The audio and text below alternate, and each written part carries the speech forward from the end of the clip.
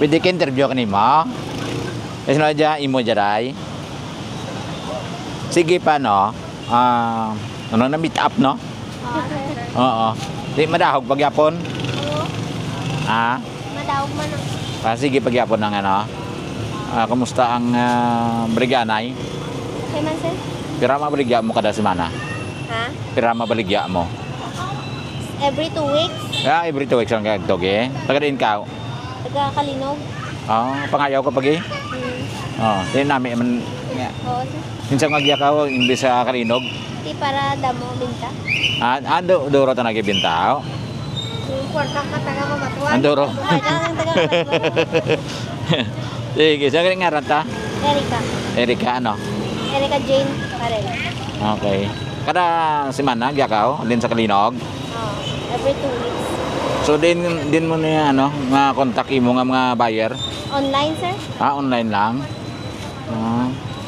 Sige, mga piramin ka mo? Ayan.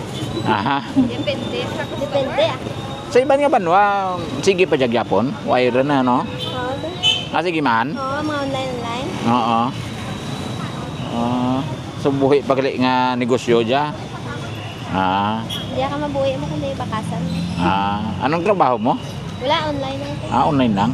Pira ka nakatuig na naga-online? Alin sa pandemic. 2019. Hasta tulad. Oo. Gagagid sa Kabatuan? Or sa iban man nga lugar? Nga lugar. So, butawalon, kung hindi Domingo, sa iban nga adlaw, sa iban ka nga banwa? Domingo lang yun. Domingo lang gid. So, the rest ng imong semana, nung nobra mo, sa balay lang? May iban na ka ran? Pero kabilo kabataan? Isa. Isa. Nanggadran? Gamay pa, 4 ka to. 4 ka tuig. So, butang balon, 4 ka tuig. Pag sugod pandemya, bago lang daw. Murang ka bakas ka gali. Pero dati, ano trabaho mo? Wala, estudyante, sir. Estudyante. So, mo dyan ka duro, imo nga baraligya? Okay.